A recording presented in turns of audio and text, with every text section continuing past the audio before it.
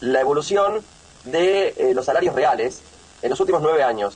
Y un poco para contestar a esto que los enunciados del gobierno repiten, que el problema argentino son los últimos 100 años, 80 años o no sé cuánto, ¿no? O 20 años. Y en realidad, cualquiera que, bajo cualquier incluso concepción política, ¿no? Mirando los números del 2015, o sea, tan solo hace 9 años, tendríamos como horizonte o como primer horizonte volver a esos números. O sea, no hay nadie que pueda negarlo frente al pueblo. Nadie puede negarlo frente al pueblo de que un horizonte, por lo menos primario o primero, es volver a los números del 2015. Esto es, que los salarios mínimos y las jubilaciones mínimas alcanzaban para una canasta básica y media. Hoy, los salarios mínimos y las jubilaciones mínimas alcanzan al 30% de una canasta básica. Es decir, ni siquiera alcanzan a cubrir la tercera parte de una canasta. Vale decir, hoy son en poder adquisitivo un quinto, el 20% de lo que eran hace tan solo 9 años. Entonces, no nos vengan más, no permitamos que nos sigan hablando de los 100 años, 80 años o 20 años. Tan solo hace 9 años, los salarios mínimos y las jubilaciones mínimas, no promedio, jubilación promedio y salario promedio, salario mínimo y jubilación mínima superaban el valor de la canasta básica. La canasta básica en el 2015 estaba en los 4.000 pesos, que en dólares era $400. Lo digo redondeado, claro. El salario mínimo vital y móvil estaba cerca de los 6.000, o sea, $600. Vale decir que alcanzaba para una canasta básica y media. Las jubilaciones, por su parte, estaban cerca de los 5.000 pesos, $500, una canasta básica y cuarto. Después vino el gobierno de Macri, que es la reedición del programa económico de la dictadura que ya se había repetido con Menem y de la Rúa, ¿no? O sea, y no lo estoy diciendo solamente por una cuestión histórica, pero Julián, no me estás diciendo que querés volver a los 9 años, que querés analizar los últimos 9 años. No, no, lo que pasa es que lo que estoy diciendo es que Milei, bueno, todavía no lo había dicho, ¿no? Que el modelo económico de Milei es el mismo modelo económico que tuvo Macri, es el mismo que había tenido Menem y de la Rúa, y es el mismo de la dictadura genocida de 1976 a 1983.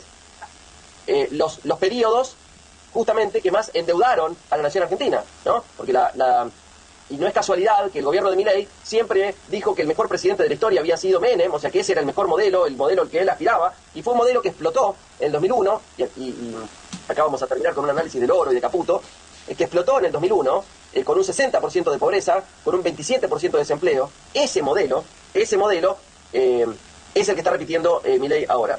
Y en términos de pobreza, el periodo kirchnerista, esto es algo que yo lo traje para comentarlo repetidas veces, utilizando los datos de la UCA, Universidad Católica Argentina, que es ortodoxa, conservadora, por lo tanto antiperonista, recontra de derecha, dice que la pobreza bajó del 60% al 30% durante el periodo kirchnerista. O sea que la propia UCA está reconociendo que el periodo de los gobiernos de Néstor Kirchner y Cristina Fernández de Kirchner, que además bajó el desempleo del 27% al 6%, y la pobreza del 60% al 30%, y el endeudamiento externo del 160% del PBI al 11% del PBI, es decir, dejó un país totalmente desendeudado, es decir, bajo cualquier punto de vista, fue un periodo bueno. Imagínense cuántos serían los salarios mínimos hoy con los precios de hoy.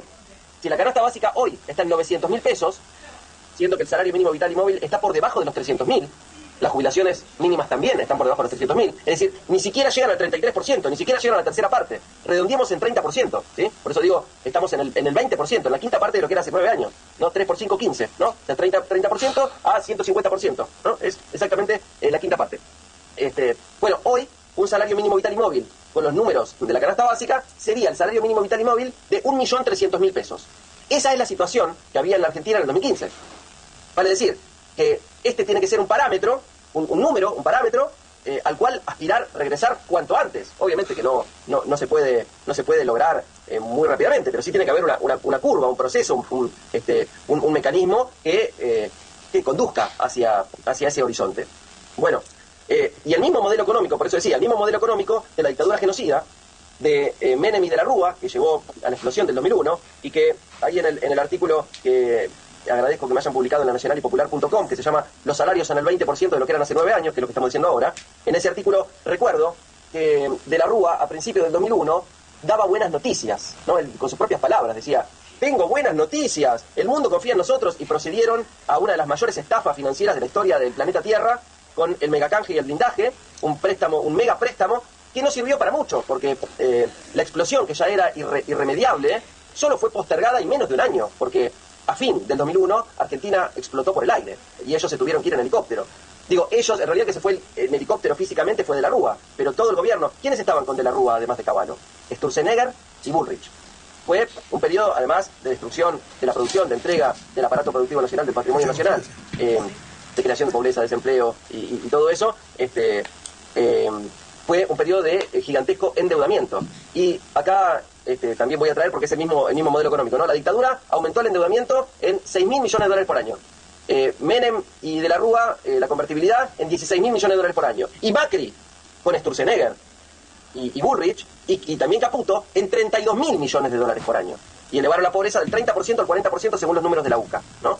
Bueno, después la pobreza subió al 45% con la pandemia en el 2020, bajó hacia el 2023 al 41%, y según la propia UCA, dice que la pobreza aumentó desde el 41% hasta el 57% con Milei. Bueno, y en esta situación, en este momento de ahora, ¿qué es lo que además traigo? Porque Caputo, el mismo que regaló lingotes de oro, 5 toneladas de oro al Banco de Londres durante el gobierno de Macri, es el mismo que está operando para regalárselo al Banco de Basilea hoy, ¿no? Y digo, en términos de reservas de oro, esto es una noticia, una lectura que he tenido hace poquito, en el 2004 las reservas de oro de Argentina eran de 0,3 toneladas.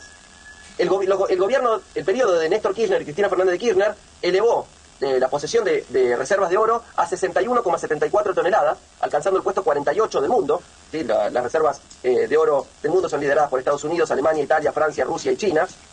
Pero bueno, estamos en el puesto 48 del mundo. Bueno, Macri regaló 5 toneladas con Caputo.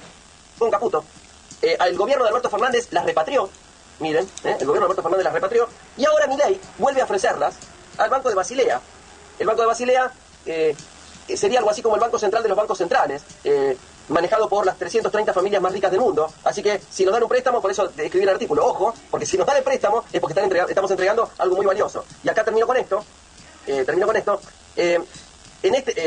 Mientras tanto, el Banco Central, para evitar una devaluación, está regalándole al mercado financiero, en julio fue 2.600 millones de dólares. 2.600 millones de dólares, o sea, más de 80 millones de dólares por día. Y la medición es que un hospital de alta tecnología cuesta producirlo cerca de 100 millones de dólares. Vale decir que el Banco Central, para evitar una devaluación, le regaló más que el valor de construir un hospital de alta tecnología por día, se lo regala al mercado financiero. Todo esto para evitar una devaluación que impactaría en un alza de precios que probablemente conduzca a la caída de este gobierno. Por eso, en el artículo, no es para reír, es para llorar, pero por eso en el artículo puse que los lingotes de Caputo recuerdan las buenas noticias de la Rúa. Muy claro, te agradecemos siempre eso, mucha claridad. Un abrazo grande para todos, compañeros. Bienvenido.